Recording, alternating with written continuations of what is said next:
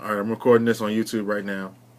And as I was saying just now to a lot of the guys, well, a lot of my audience, guys, gals, anything in between, goats, birds, whatever. But like I was just saying, talking about being mentally prepared, confident, and comfortable, and those are three things I think can carry you a long way in anything you're doing. I think that's half the battle. And what I was just saying is that I wasn't really any of these things when I first came to college. I think this is a good example because it's something that all of us are going through right now. My first 2 years in school, I know my freshman year I really didn't care about school. I didn't care about my grades. I didn't care about graduating because honestly, I wasn't confident that I would graduate. I wasn't confident that I would be here my second year. Um, I wasn't confident that even if I was here my first and second year, that I would get to my senior year, that I would get to where I am now. I didn't think it was possible. I didn't think I was ready, um, especially because a lot of people know this. I applied to like 10 colleges, got denied to all of them. I got denied to Frostburg, and the only reason I got in is because I found out that you can appeal your denial, and I wrote a letter, and I came in, I did an interview, and the admissions counselor I talked to, he had faith in me. He said, "I think you're going to work hard to, be a good student." So, what I was just saying on the radio show, you should tune in 10 o'clock tonight to hear it. I was just saying my first 2 years I wasn't prepared. I made a lot of mistakes in terms of my grades, um, classes. I took a lot of classes I didn't need to take.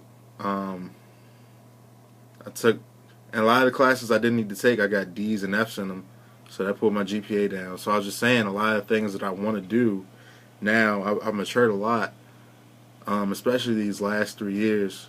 Um, I'm pretty sure I got through the bulk of my mass comm classes faster than a lot of people because these last 3 years I worked hard on trying to pull my GPA up and become a good student. And just I mean the work I've done to correct those mistakes. I mean, those mistakes were big. Like my GPA probably a lot of y'all probably laugh. I know my freshman year, my very first was that fall semester?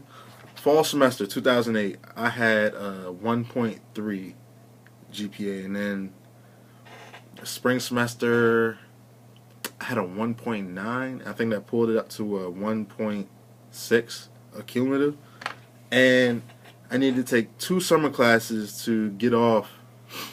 Um, what's it called? Academic probation. I got to 2.0, and after that, I've just been fighting to get, my head above water. Just, stay above a 2.0 because I made a lot of mistakes in terms of what classes I took, um, the work I did in those classes.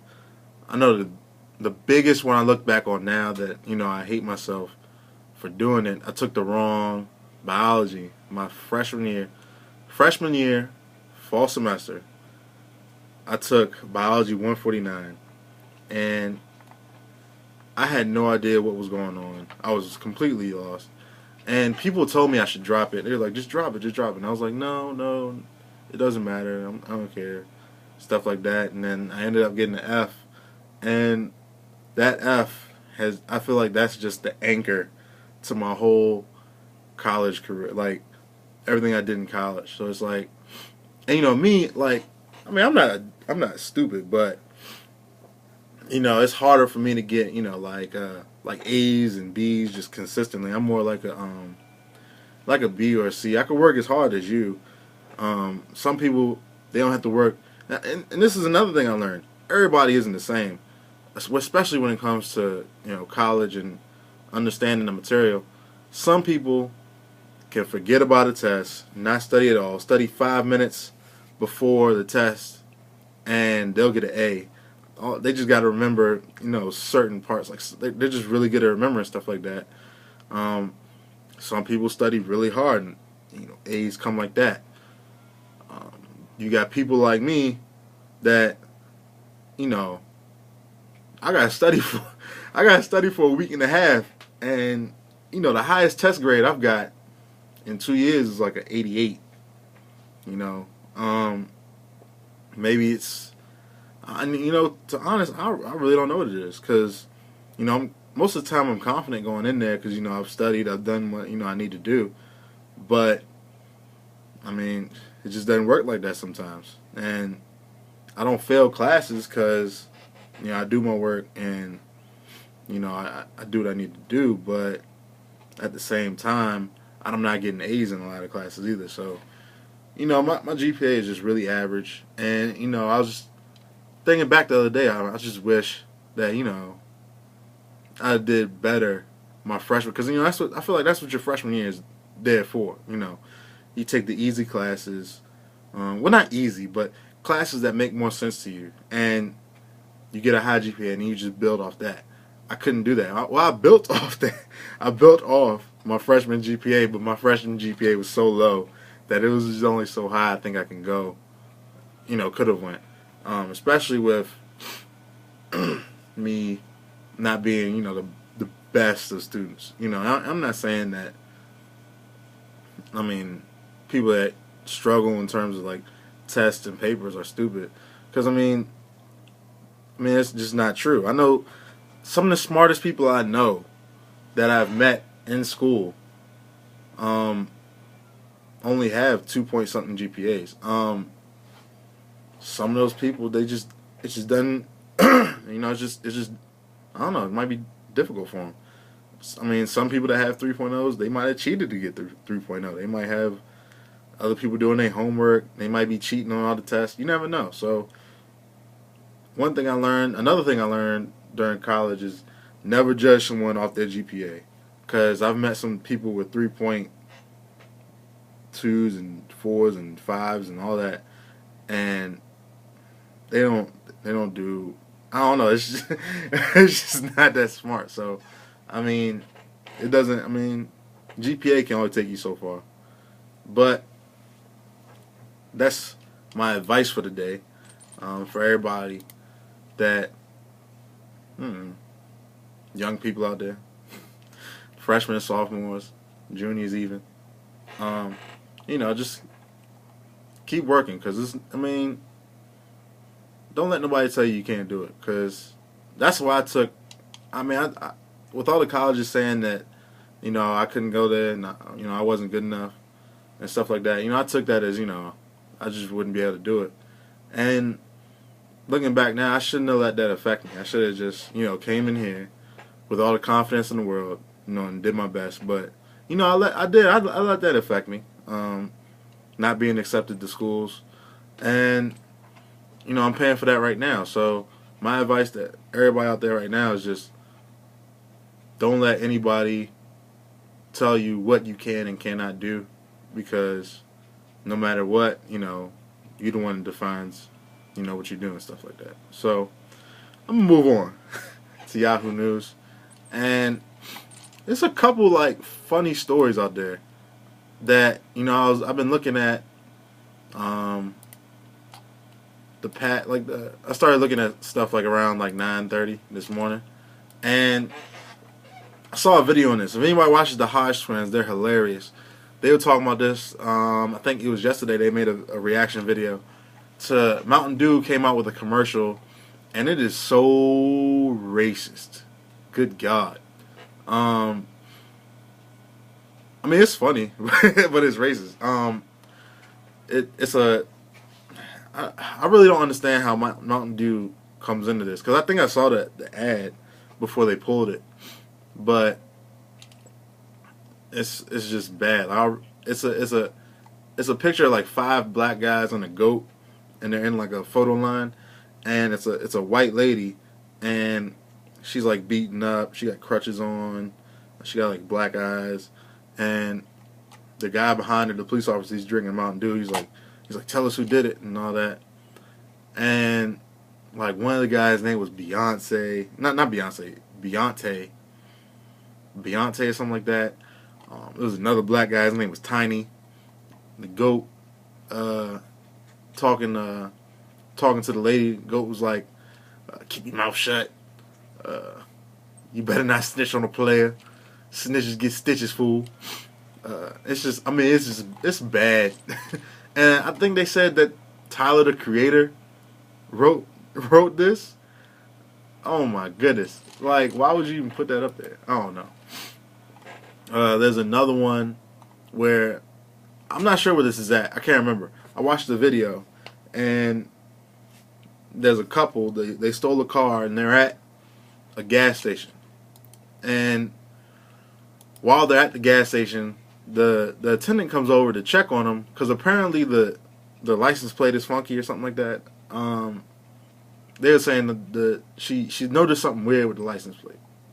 She comes over to check, and first of all, I'm looking at this girl. I'm like, what is she wearing? It looks like she's wearing like a strapless bra, and some yoga pants. Like the yoga pants that only come to your knees. And I'm like, what the heck? And as soon as the girl comes over, she got like a fire extinguisher in there. I'm like, all right. I'm looking. I'm like, what is going on? All right, you got one girl up here dressed like she ready to go to Zumba class. You got this ugly car, and you got some lady walking around in an orange vest with a fire extinguisher. And as soon as she says something to the guy driving, he takes off, slams on the gas. The girl's still holding on to the cord. She gets thrown up. She's like 10 feet in the air. The gas hose, it rips. Gas falling on her face. She hits the ground. The attendant's running everywhere. She still got the fire extinguisher in her hand. She's like, ah! And it's just hilarious. Like, I don't understand what was going on. I'm just like looking at it like, what is this world coming to? There was also an ad talking about plus size models again. It all started, I think last time I was talking about, a blogger had wrote a post about one of the Oklahoma City cheerleaders being too thick, and now H&M is using the plus size model. And I'm like, why does it matter? Everybody's like, it's the age of the plus size girl. Skinny girls are leaving. Like, who cares? like I don't understand what the big deal is, honestly. Because even last week in the blog post, they were trying to make it seem like she was attacking the girl for being thick, and from what I read, it sounded like she was defending her for being thick. So I feel like people are just trying to make. It's just one of those things where people are trying to make a big to-do about it, and there really isn't anything to make of it. I mean, some guys like thick girls, some guys like skinny girls. I mean, to each his own, and there's nothing wrong with you, no matter what. No matter what. Like, this is something I noticed too. Like a girl that's a 10 to one guy might be, not as attractive to another guy. Each person is going to like something different, especially with guys. I mean, girls too. Girls are picky too. Like, one day, like, let's just say if I had dreads, a girl might be like, ugh, he ugly. Cut my dreads off, I'm the best looking thing in the world. So, I mean, it really doesn't, what I'm saying is, it doesn't matter if she's thick or not. I mean, I don't know. I don't know what I'm trying to say. I just think people are making too much of this in terms of, thick girls modeling. Because thick girls can model. I mean, I don't see what the big problem is with all this stuff. Like, just leave it alone. Let them be. Let them do what they do.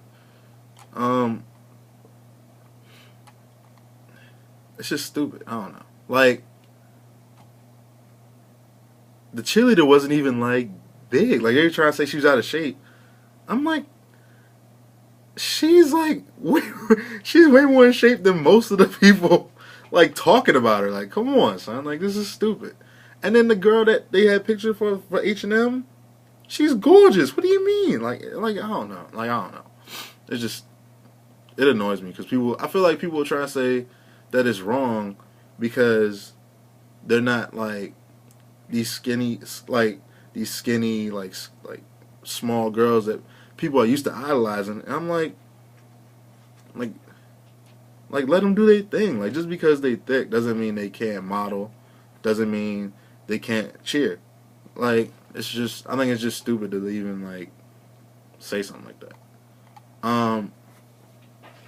Another one is, if anybody watched Game 5, the Celtics beat the Knicks again, and at the end of the game they had like a little shoving contest, and it was like Raymond Felton versus like Jordan Crawford. Like, Jordan Crawford was talking stuff, and I'm so glad. I'm pretty glad that the Wizards got rid of Jordan Crawford, because man, he annoys me. Like, he's just like, I don't know, man. Like, he's so big headed.